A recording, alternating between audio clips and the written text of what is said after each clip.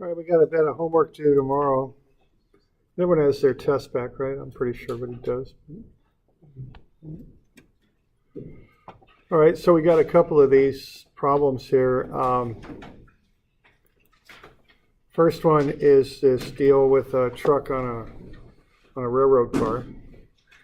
And we've got this railroad car that rolls without resistance. The truck's going to cross the railroad car in whatever the time is, 3 seconds. And we're assuming it goes at constant velocity, which is, that's fine. I mean, we could assume that. Find the distance the railroad, the flat car, railroad car, whatever you want to call it there, moves. Okay. So this is pretty similar to what we were doing last time with the motorcycle on the cart. It's very similar to that. And so you approach it in a similar way.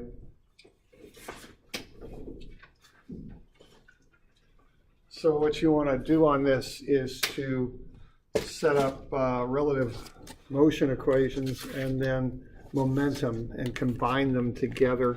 So that's kind of the deal with this. So what you want to do is to get first the velocity, or get the velocity of the truck. Okay, now what that's going to be, though, in actuality, it'll be the velocity of the truck with respect to the railroad car. All right, so that's what that's going to be. So you'd want to start with that.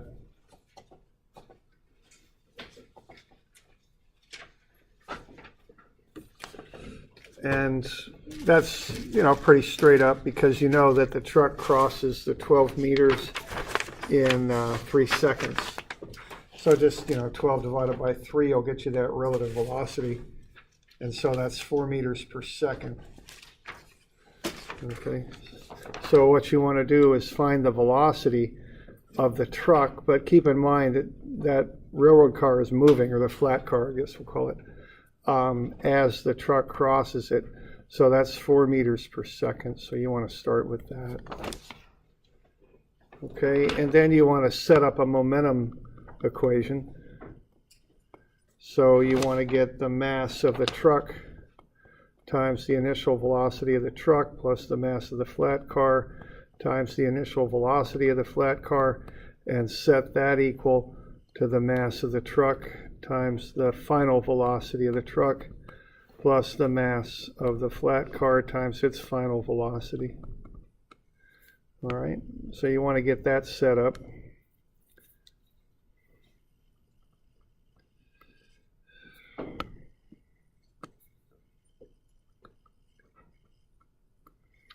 All right, and we're starting from rest, so, and I've got a plus in there that should be multiplied right there. That's an error I've got. So that's multiplied together, these two terms. So, but regardless, they'll zero out, okay?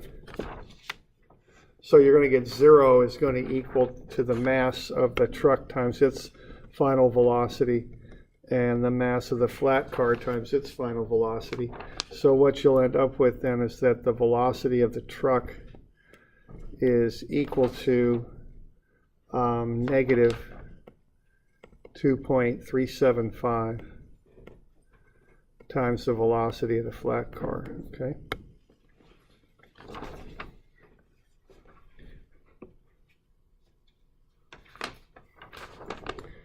So we're doing all right with that so far? Okay.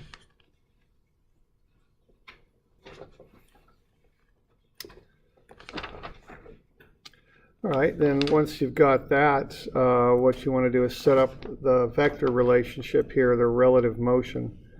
So this is a vector equation. Velocity of the truck is the velocity of the flat car plus the velocity of the truck with respect to the flat car. All right, and then you've got stuff to plug in to that. And your goal there is to find the velocity of the truck, because this, the velocity of the flat car. All right.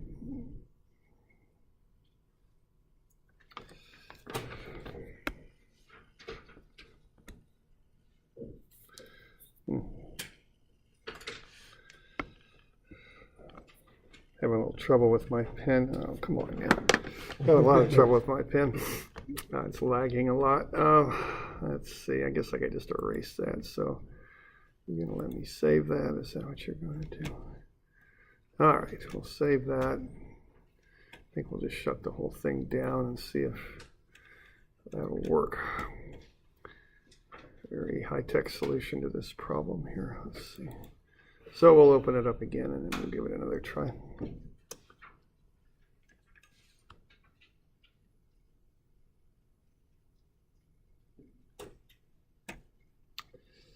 All right, file, open, homework midterm 2. That should be all right. Loading, preparing. There we go.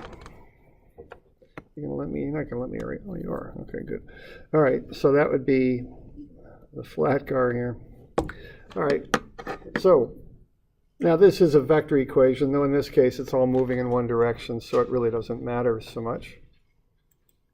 And then you can just plug stuff into that and get that worked out. All right, so what we're going to have here is the velocity of the truck. Now what the velocity of the truck is negative 2.375 times the velocity of the flat car. And that's going to be the velocity of the flat car plus the relative velocity of the truck with respect to the flat car. So what you can come up with then is what the velocity of the flat car is. And that comes out to be negative 1.185 times meters per second. And based on that, you can find the distance. Okay. So that's the way to approach this one. So that'll be negative 3.56 meters. That's how far the flat car moves back.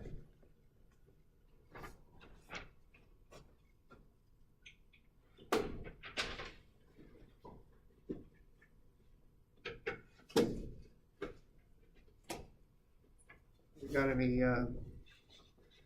any questions on that one? All right.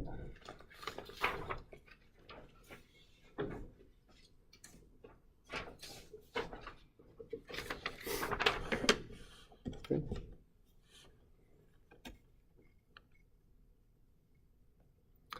All right, so that's that one.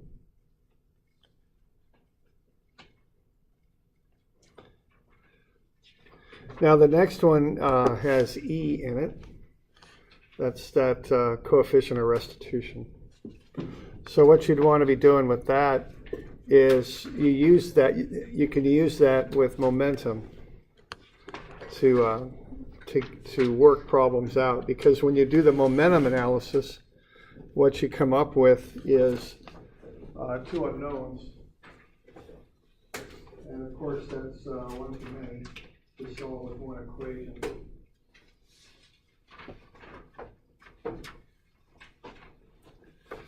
So the basic momentum here, what you're going to do is you're going to take MA VA1 plus MB VB1, and that's going to equal 4 kilograms times VA2 plus 5 kilograms times VB2.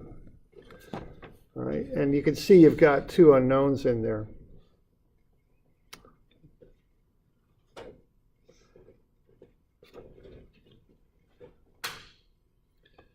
All right, so what you end up with out of that is that when you run the numbers, is that 2 is equal to 4 VA2 plus 5 VB2.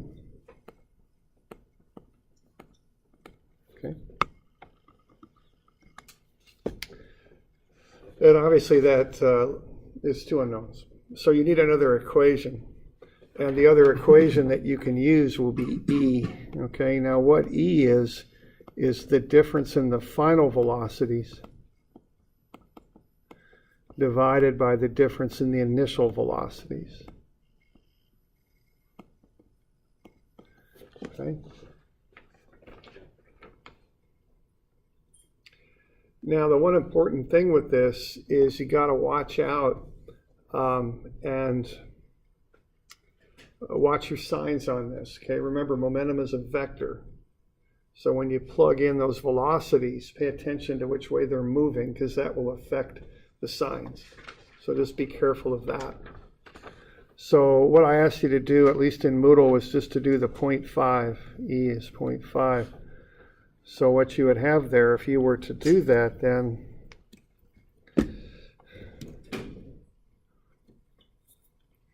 is 0.5 is equal to the difference in those initials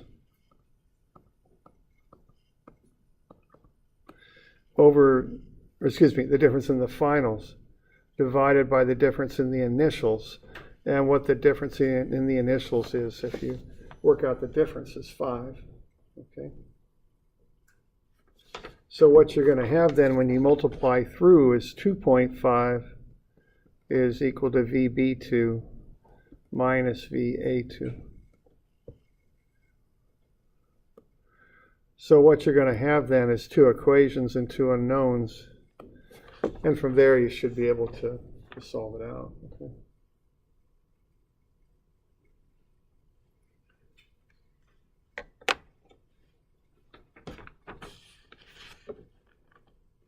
You got any questions on that?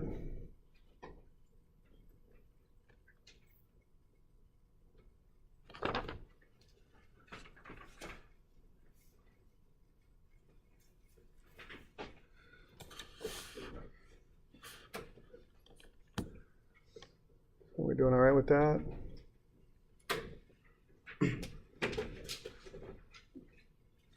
Questions?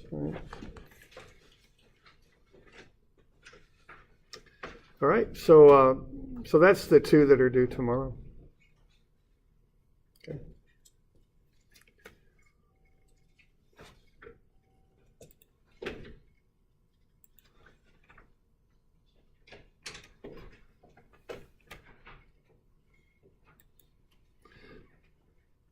All right, so we'll keep moving on here.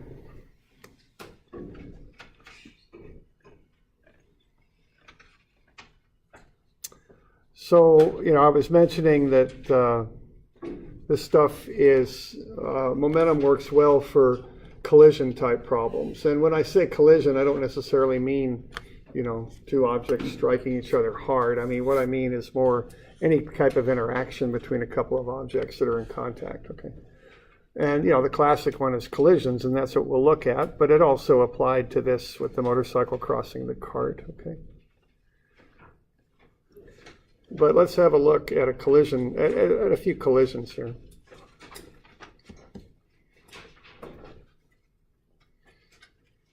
So let's say we're going to put the 6 ball there in the corner pocket here. I mean, what we would do is we would shoot that pool ball down and we shoot it over to that side. When we have the object ball, I mean, what you want to do is get a line from where you want the object ball to go.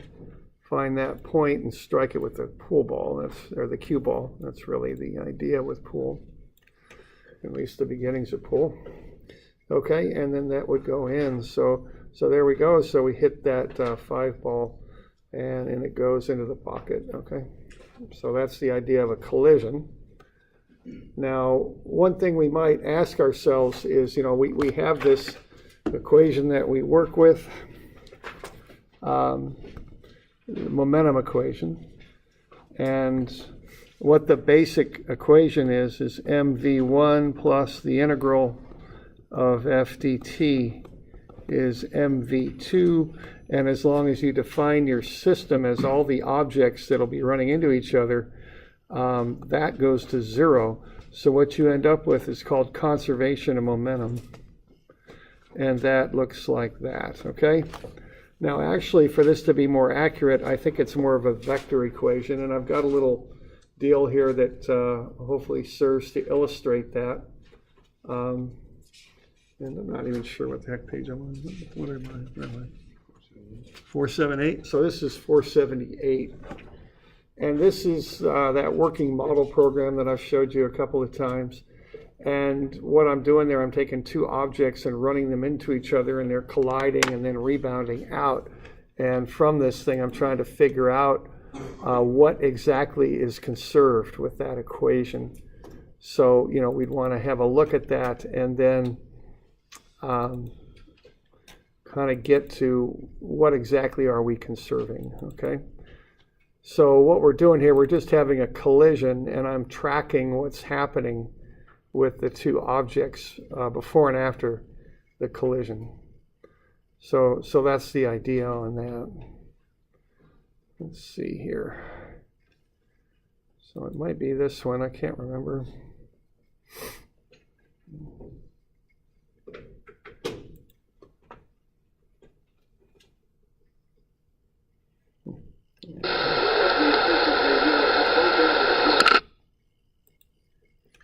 All right, so what's going to happen there is the two objects hit each other, and then they'll rebound, okay? So that's what happens. And you can look at how they strike each other and use this conservation of momentum to analyze that situation there, okay?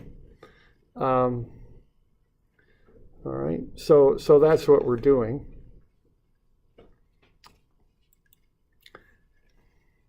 So why don't we have a look at that and see what exactly is conserved?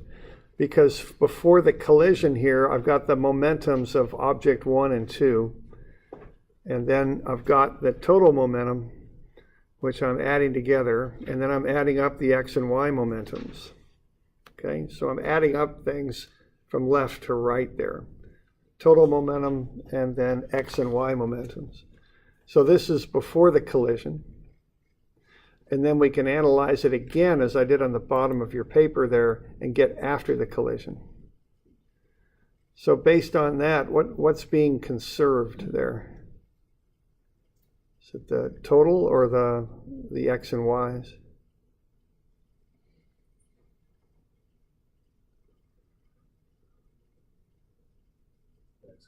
Yeah, right, x and y's, okay? So when you're doing conservation of momentum, you have to treat momentum as a vector. And that's that one little homework problem I gave you that illustrated that, where the wind was blowing from the west, I think, and the thing was sliding to the north. The northward motion had no effect on the impulse that was coming from the west. They're at right angles to one another. They don't affect each other. So you treat the components of motion when you're doing momentum separately, okay? So when you do conservation of momentum, conserve energy left, right in the x direction, or excuse me, I keep saying that, conserve momentum in the x direction, and then conserve momentum in the y direction, okay?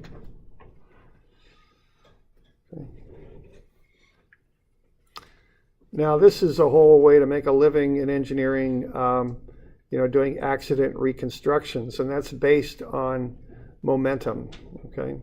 So a lot of these things can be modeled, you know? So there's quite a lot of software that's devoted realism to this. And accuracy. And so this isn't just on time and a on video. budget. This is actually showing what occurred during the collision, and they're modeling. Welcome to Perceptual Motion, with a program forensic kind of animation like what specialists. I've got, you know, that working model. But although I think there's a lot better though. But you know, they can actually mimic these natural conditions, and then from that come up with what would occur. And there's a number of companies that do this. They give testimony in the courtroom is what they do. They use pretty high-powered software to kind of come up with what occurred in the accident. And this is just a little bit of a... Calibrated images of a real-world object can be used to create a photorealistic three-dimensional model.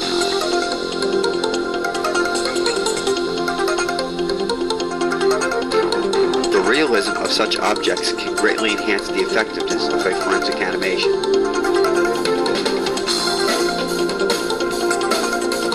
In some cases, with advanced planning and coordination, a forensic animation can be placed inside a photographic environment. Animated objects can actually pass through a photographic environment, casting shadows and leaving behind physical evidence such as skid marks. These techniques can bolster the credibility of an accident reconstruction with the jury. This accident in Madera County, California was the result of improper maintenance of a highway shoulder.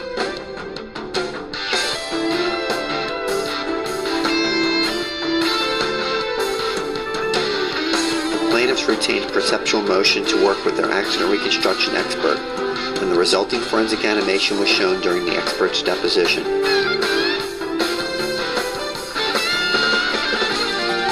This powerful combination of an accident reconstruction illustrated with a forensic animation assisted our client in obtaining a $2.5 million settlement. This animation was produced for Chrysler Corporation to show the severity of the impact between a van traveling 15 miles per hour and a tractor trailer going 55 miles per hour.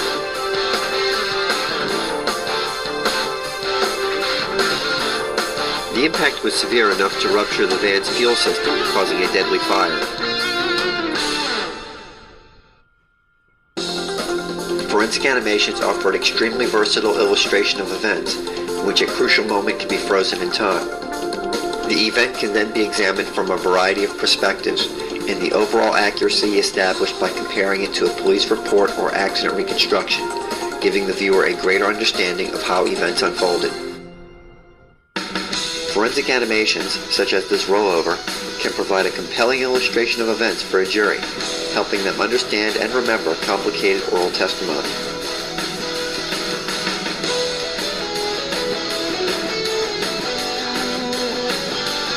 This animation used a highly detailed accident reconstruction as its foundation, but this is not always the case. Sometimes the most basic elements of a case are all that are necessary to produce a forensic animation. In this animation, produced for San Diego Transit, a simple scene diagram and time-distance analysis are all that were necessary to illustrate what happened when a pedestrian attempted to beat a moving bus to the bus stop.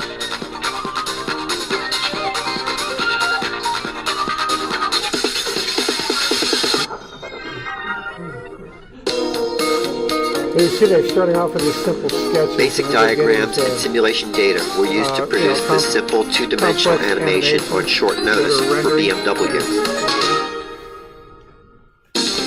This case involved a vehicle whose right side wheels met resistance while trying to remount a roadway. The vehicle eventually yawed out of control into oncoming traffic. The animation helped the jury understand and remember complex expert witness testimony by illustrating how the roadway edge influenced vehicle dynamics. Steering input from the driver allowed the front wheel to remount the roadway, while the rear wheel met resistance against the roadway edge. This animation helped our client secure a $4 million settlement. The preceding cases were just a sample. Okay, so that's advanced analysis there. A lot of that is momentum analysis, especially when you saw the collisions between moving vehicles there. So why don't we look at the basics of this? Okay. So let's say we got two objects that are going to collide. We have them moving at right angles, kind of like a right angle intersection there. And you might have noticed state troopers out there, they'll measure skid mark distances and things like that and when they come on the scene of a situation like this, and they're doing it specifically to reconstruct what occurred. All right, so it's momentum, and the important thing here is everything has to be handled like a vector. So let's say we've got the velocities here, these two objects, and they're traveling, one's traveling east-west on the x-axis and the other north-south or south on the y-axis. And we have their initial velocities and their mass. Let's see what happens if they collide, okay? So what we know is those initial conditions. We also know the angles at which they travel after the collision, there and there, okay? So what we can do is look at the momentum analysis. Now the important thing here is we've got to do it in the x and y directions. So there's the x direction, okay? I'm calling to the right positive. So that would be 0.6 kilograms times 0 there, okay? And that's 1.6 kilograms, I'm sorry, because A has no x velocity, okay? So its x velocity is 0. And then y is 1.8 times 2.8, or b, I should say. b is 1.8 times 2.8, right there. And that's going to equal 1.6 kilograms times cosine 38 for this angle, times whatever that velocity of a is. And then 1.8 kilograms times sine of 43. I want the sine there because I want this opposite leg of the triangle there. And that would be times whatever VB2 is. So I can run through the algebra on that and get a relationship for VA2 relating to VB2. Now, obviously there I got two unknowns, so I need to come up with another equation. And of course, when you're doing vectors, the other equation is the y equation. So why don't you guys run the y equation there? What would that look like? And you'll notice I did a bunch of the algebra for you underneath because there's a lot of algebra with this, but come up with the y equation there for the y momentum.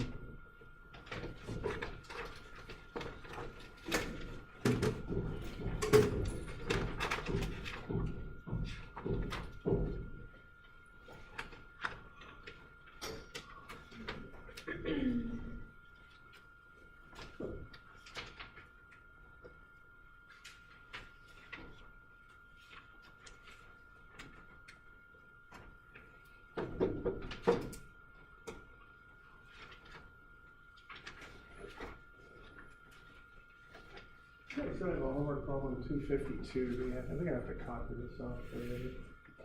Maybe take a quick look at that for homework 252. I don't think it exists. I think I'm going to copy it. But it's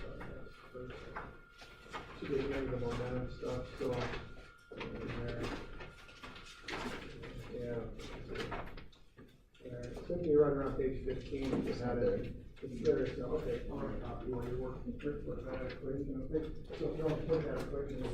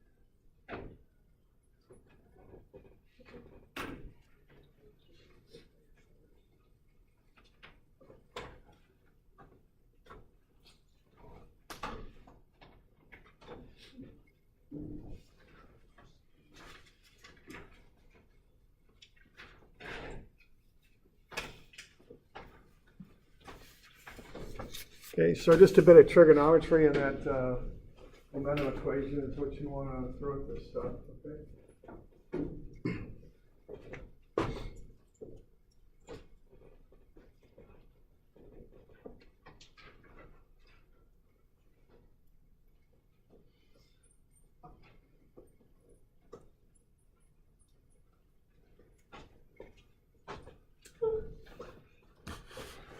It's just like doing force vectors. Some of these vectors that we do, you know, they're just like doing force vectors.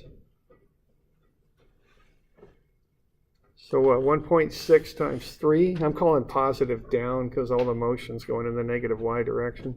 Now this is on a flat surface, so okay.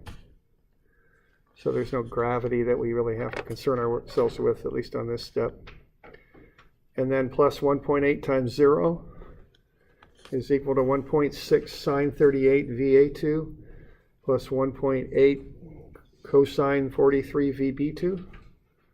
Is that it? You all getting that okay? Okay. All right. And then I think I did the rest of it below, didn't I? Just a whole lot of 2 equations and 2 unknowns things. So, I just set up an expression for VA2 and plug that in for VA2 right here. That's in terms of, there we go. That's in terms of VB2. Then I solve for VB2, it's 2.417. And then I went ahead and solved for VA2, okay, 1.644. All right. So that's the deal with that one. Do we got any questions on that? Okay. Okay. Now the next thing is to figure out where these things land, where they stop moving, okay, at B and A, those final positions. So we know the angles, so we need those distances. So if I've got the angles there, I need the distances. What's the most efficient way to figure out where A and B come to rest?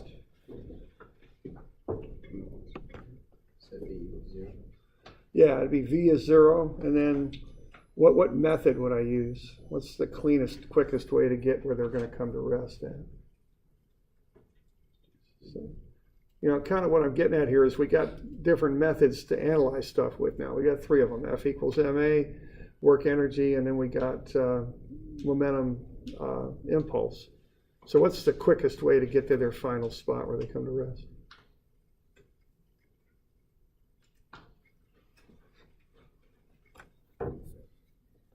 All right.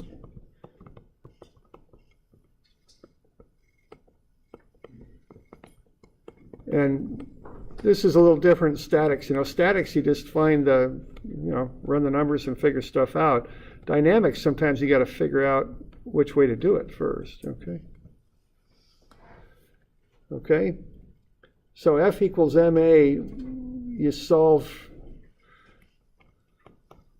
for A, right?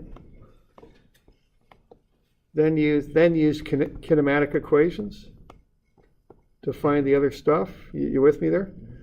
Okay. And we did that a couple of times.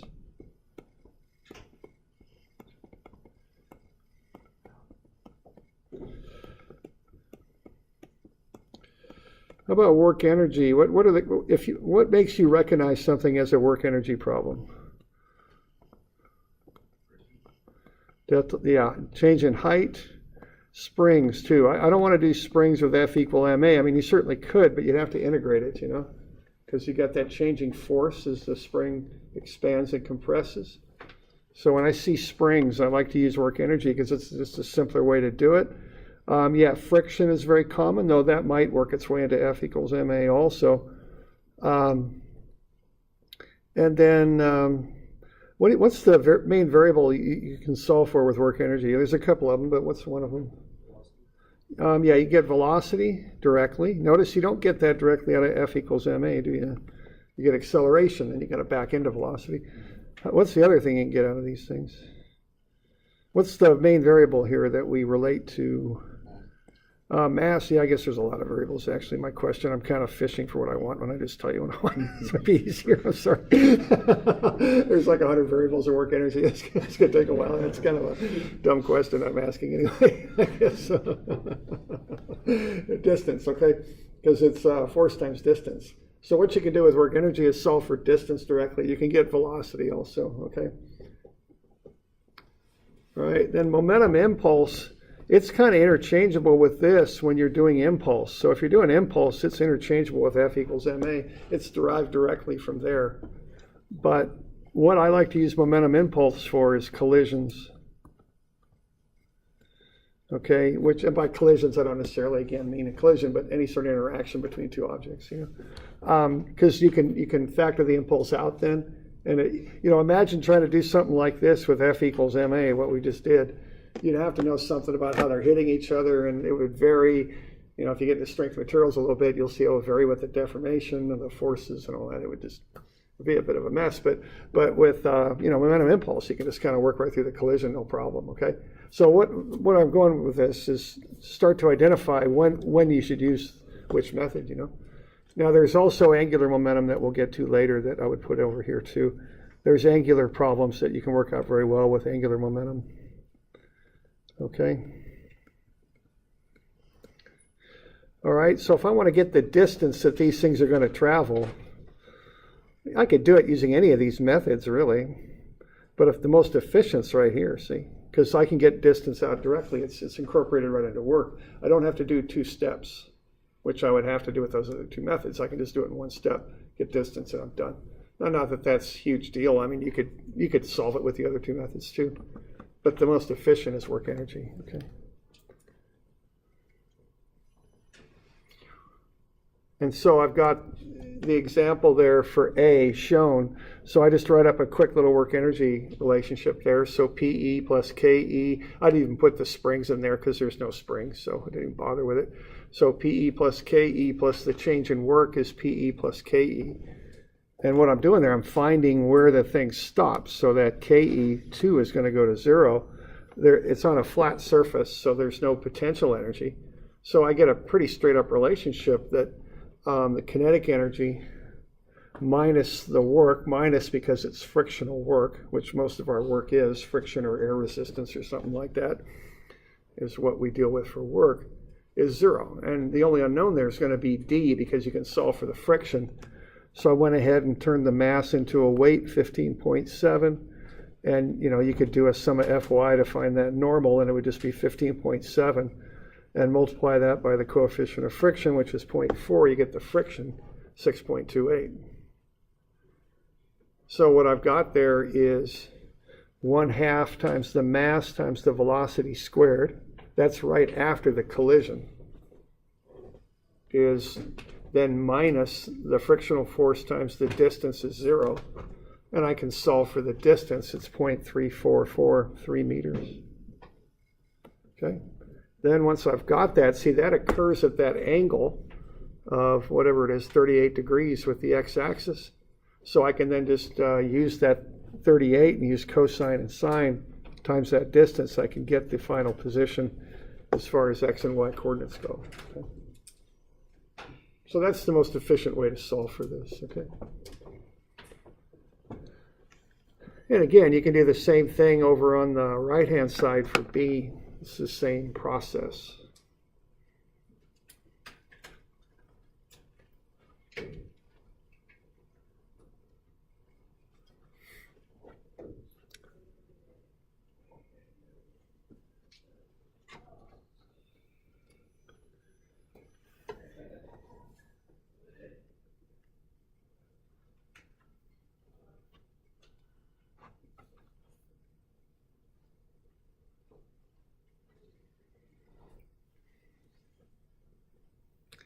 Okay, so why don't you just work out that equation over there on the right, and then get that.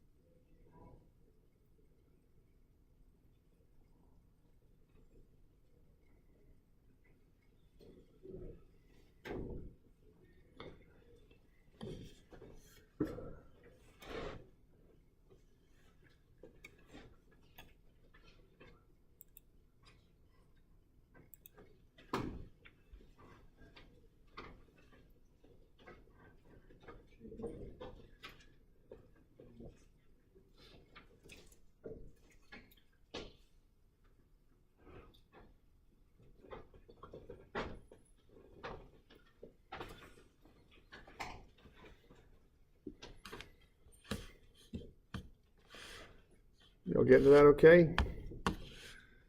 1.8, 1/2 times 2.417 squared minus the 7.06 times d is 0.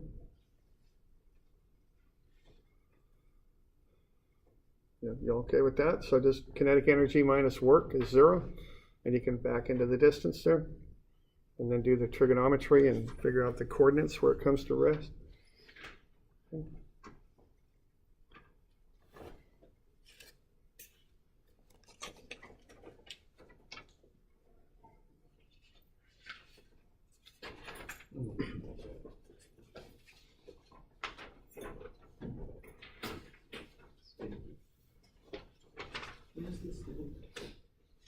This one? This will be due Wednesday. It's just another homework problem. Sure.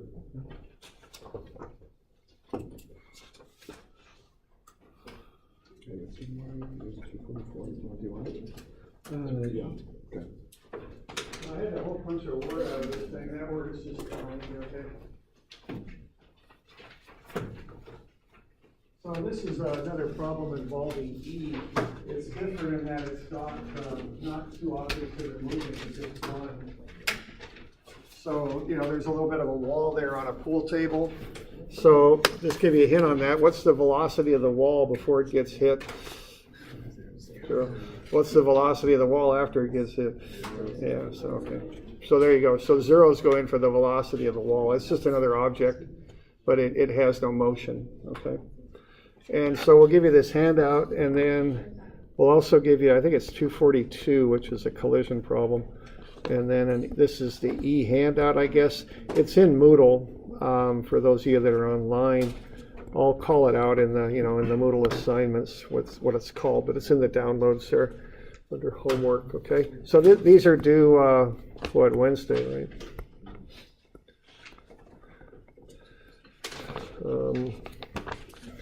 Today's the 8th, I think. Yeah, so that'd be the 14th for Wednesday. Okay. So, so we'll get into angular momentum tomorrow.